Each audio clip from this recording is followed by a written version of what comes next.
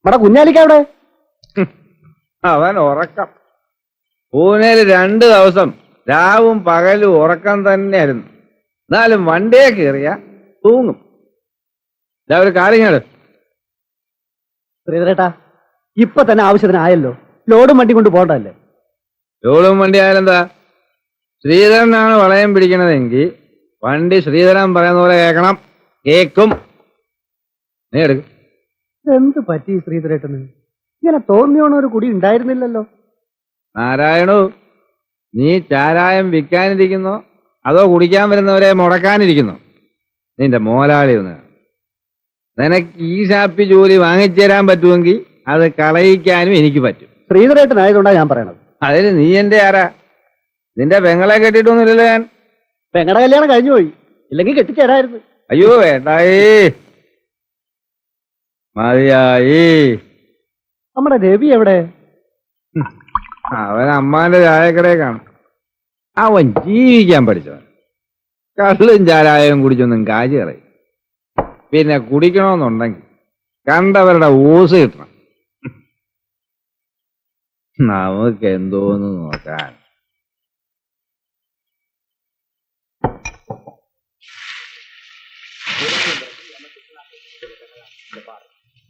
എടാ, നീ ദോശ ഉണ്ടാക്കാണോ അതോ ചിത്രം വരയ്ക്കും? ശരീരം കൊന്നാണ് അങ്ങട്ടാ. ഔ ഔ അവൾ ഒരു നവരസ നാടകം ആനന്ദ കവിത. എനിക്കൊരു ദോശ വേണം. അവൾ ഒരു നവരസ നാടകം ആനന്ദ കവിതയും നാടകം തടുവിടും ഇനങ്ങളിൽ മാനിനം തമിഴും അവളും അവൾ ഒരു നവരസ നാടകം കാഴ്ച കാണുകയാണോ? എന്താ? എടാ കൊച്ചനെ, ഈ പ്രായമൊക്കെ കഴിഞ്ഞാ ഞാനും വന്നത്.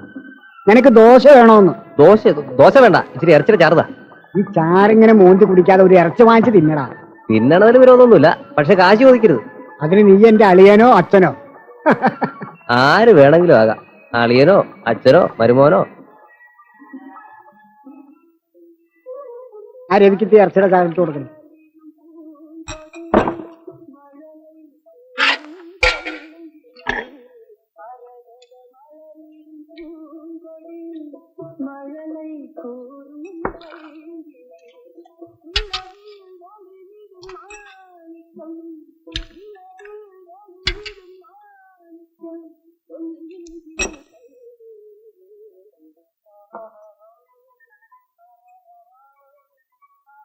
അച്ഛൻ കാണേണ്ട വേഗം കഴിച്ചു.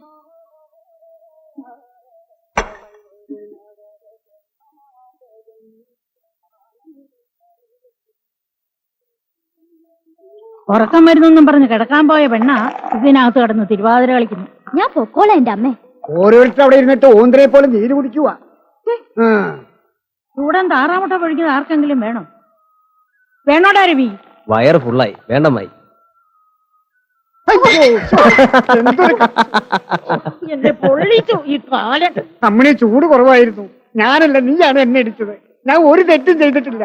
അതിക്രമം കാണിക്കരുത്, ആളുകൾ കാണും. വില കളയരുത്. കണ്ണിലെന്താ വെള്ളരി ഊത്തിയിരിക്കായിരുന്നു?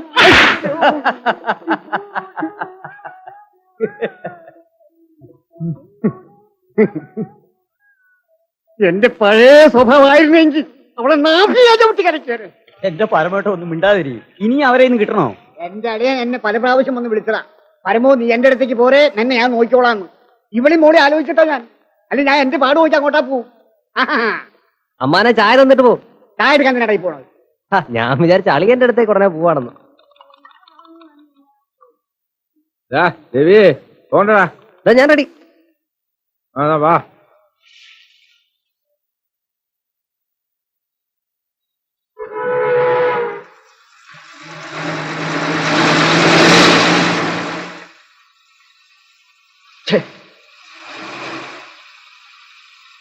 ശ്രീധരേട്ടാ, വേണമെങ്കിൽ ഞാൻ ഓടിക്കാം. പകല് മുഴുവൻ നീ ഓടിച്ചല്ലേ, ഉറങ്ങിക്കോ, ഞാൻ ഓടിച്ചോളാം.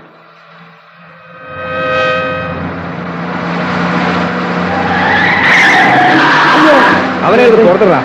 അവൻ ഒടുക്കത്തെ ഒരു ഉറക്കം. തമാശ ഒന്നും പറയില്ലേ, അവനത് മനസ്സിലാവില്ല. അവനടുത്ത് പുറത്തുവിടും ചെയ്യും. എന്നാ തന്നെ വണ്ടി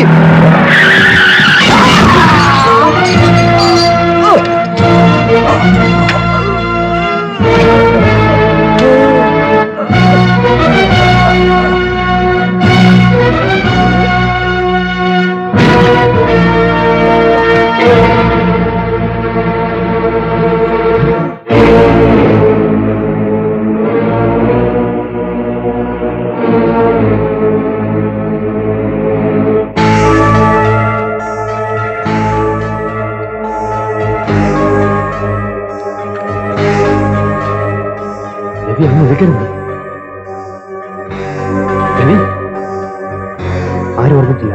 ഏതെങ്കിലും വണ്ടി വരുന്നതും വേഗം രക്ഷപ്പെട്ടോ. അവൾ ഇടാൻ എന്നോടാ പറഞ്ഞു, അവൾ ഇടാൻ നിന്നോടാ പറഞ്ഞ അവിടെ നിൽക്കാൻ.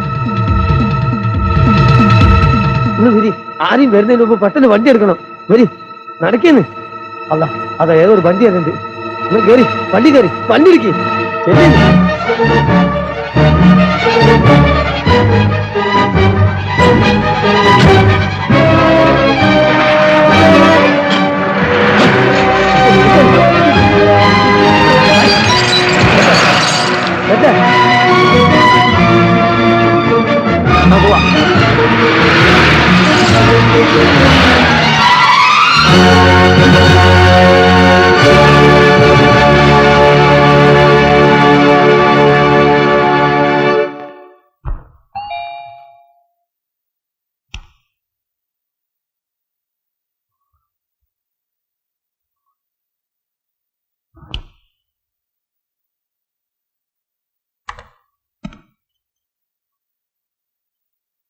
എന്താ ശ്രീധര? ഒരു കാറുമായിട്ടൊന്ന് ഇടിച്ചു. റോങ് സൈഡായിരുന്നു. ഞാൻ വണ്ടി എടുത്തിങ്ങി പോകുന്നു. കണ്ടിട്ട് വേറെ ആരും കണ്ടിട്ടില്ലാന്ന് ഉറപ്പല്ലേ? അതുറപ്പാ. ആ ഏരിയയിൽ ഒരു ഈച്ചല്ല. എവിടെ വെച്ചാ സംഭവിച്ചത്? പാലക്കാട് കഴിഞ്ഞ് വരുമ്പോഴേ കുഴൽമന്നത്ത് ആ അമ്മാന്റെ ചായക്കടയിൽ അവിടുന്ന് ഒരു 2 കിലോമീറ്റർ ഇപ്പുറത്ത് വെച്ച്. ആരെങ്കിലും ക്ലോസ് ആയോ? ഡ്രൈവറും ഒരാളും ഉണ്ടായിരുന്നു.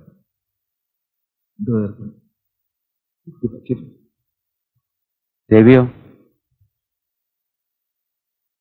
ചോര കണ്ടപ്പോ അവൻ പേടിച്ച് ഓടിക്കണം. ഏതായാലും ചെയ്തത് ബുദ്ധിയായി. വണ്ടിക്ക് കാര്യമായിട്ട് എന്തിനു പറ്റിയോ? ഇല്ല, വലതുവശത്തെ ബമ്പറും മഡ്ഗാർഡും ചളങ്ങിയിട്ടുണ്ട്. വേറൊന്നും പറ്റില്ല. വണ്ടി വേഗം ഷെഡിൽ കയറ്റിയിട്ട് താക്കോലിങ്ങ. അപ്പൊ ലോഡ് ഞാൻ എങ്ങനെയും കയറ്റി വിട്ടോളാം. യാതൊരു കാരണവശാലും ഇതാരും അറിയരുത്. തൂങ്ങിയാൽ ഞാൻ മാത്രമല്ല നീയും തൂങ്ങും. ആര് ചോദിച്ചാലും വണ്ടി എഞ്ചിൻ പണിക്ക് കയറ്റിയിട്ടിരിക്കാന്ന് പറഞ്ഞാൽ മതി. എന്നാ വണ്ടി വേഗം ഷെഡിൽ കയറ്റി.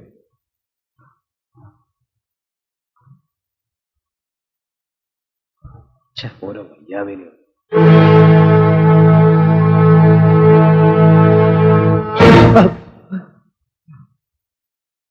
എന്തായി? ഒന്നുമില്ല.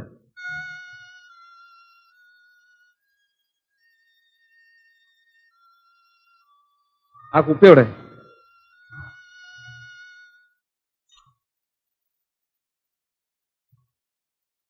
ഇത് മുഴുവൻ തീർത്തോ നീ? കുടിച്ചിട്ട് അങ്ങോട്ട് ഏൽക്കുന്നില്ല. കണ്ണിന്റെ മുമ്പ് ആ കാഴ്ച പോണില്ല. 2 ചത്തിട്ടുണ്ടാവൂലേ? ഒന്നും മിണ്ടായിരിക്കാമോ? അതിന്റെ മോൻ മനുഷ്യന്റെ സകല സമാനം പോയി. അപ്പോഴവരെ മറ്റടുത്ത ഓരോ ചോദ്യങ്ങള്. അതിന് എന്നോട് ചൂടാവണം എന്തിനാണ്? നീ പറഞ്ഞിട്ടല്ലേ അവിടുന്ന് വണ്ടി എടുത്തിട്ട് പോകുന്നത്? അല്ലെങ്കിൽ ഞാൻ അവരെ കൊണ്ട് ആശുപത്രിയിൽ പോയനെ. ഇപ്പൊ എനിക്കായി കുറ്റം. രവിയല്ല ആദ്യം പറഞ്ഞേ. അവനാണ് ആൺകുട്ടി. കാശ് എത്ര വാരിയത്? ഇവിടെ കഴുത്തുനിന്ന് കുരുക്ക് ഊരിക്കളഞ്ഞതിനാണ് വിഷമം. നീ എങ്ങോട്ടാ പോന്നേ? എനിക്കൊരു വീടും കൂടിയൊക്കെ ഉണ്ട്. ഇടയ്ക്കിടയ്ക്ക് അവിടെ ചെന്ന് തലാഞ്ചില്ലെങ്കിലേ കുട്ടികൾ വാപ്പാനെ വേറെന്തെങ്കിലും വിളിക്കും. 2 ദിവസം കഴിഞ്ഞിട്ട് പോയാ പോരെ? 2 ദിവസം കഴിഞ്ഞാൽ ഞാനും കൊണ്ട് വരും. വീട്ടിൽ പോയി കുട്ടികളും കെട്ടികളും ഒക്കെ ആയിട്ട് കൂടി കഴിയുമ്പോ എനിക്കൊരു മനസ്സമാധാനം കിട്ടും. ഞാനിപ്പോ ഇവിടെ പോകും. മനസ്സമാധാനം എന്റെ ശ്രീധരേട്ട, നിങ്ങൾ ഇങ്ങനെ ആലോചിച്ച് തല തീയാക്കാതിരിക്കും. അവരെ പിന്നാലെ വന്ന് ഏതെങ്കിലും വണ്ടിക്കാരെടുത്ത് ആസ്പത്രി കൊണ്ട് രക്ഷപ്പെടുത്തി കാണും. എങ്കിലും എനിക്ക് സമാധാനം.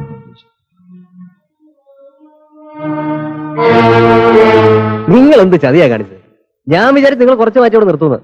ഞാൻ കൈയടിച്ച് കുറെ വിളിച്ചു, കേക്കണ്ടേ? എന്നിട്ട് രാത്രി മുഴുവൻ തണുത്ത് പറിച്ചാണ് മലയിലിരുന്നു. നീ മനുഷ്യനാണോ അപ്പൊ? രണ്ടാളുകൾ അവിടെ മരണോപ്രാളത്തിൽ കിടന്ന് പിടയുമ്പോ അതിന്റെ ഇടയിൽ നിന്ന് കാശെടുക്കാൻ നിനക്ക് ഒരു ഉടുപ്പുണ്ടായില്ലോടാ. നീ ഇത്ര ഭയങ്കരനാണെന്ന് ഞാൻ വിചാരിച്ചില്ല. ഇപ്പൊ മനസ്സിലായല്ലോ, ഇതൊക്കെ ദൈവം കൊണ്ട് തരണതാ. അത് കാണാത്തോ മണ്ടന. ഞാൻ അത്ര മണ്ടനല്ല. പക്ഷെ നിന്നെ ഞാൻ തീറ്റിക്കല. നിങ്ങൾക്ക് അതിന്റെ പങ്ക് വേണമെങ്കിൽ പറ, 10 or 16 തരാം. എന്റെ പട്ടിക്ക് വേണം. അതിൽ തൊട്ടാ എന്റെ കൈ പൊള്ളൂടാ. എന്റെ കൈ പൊള്ളില്ല. പൊള്ളില്ല, ഞാൻ പൊള്ളിക്കും. ഋതുരേട്ടാ, രവി പാവാണ് എന്ന് വെച്ചിട്ട് വരട്ടരുത്. വണ്ടി ഇടിച്ച് ആര് വരെ രക്ഷപ്പെട്ടിട്ട് നീതി ന്യായം പറയരുത്. എന്നെ ഒറ്റയാറുണ്ടല്ലോ, ഞാൻ ഒറ്റയ്ക്ക് വീഴില്ല. നമ്മളെല്ലാവരും ഒരുമിച്ച് വീഴും. പക്ഷെ രവി വീഴുന്നത് 4 കാലിലായിരിക്കും.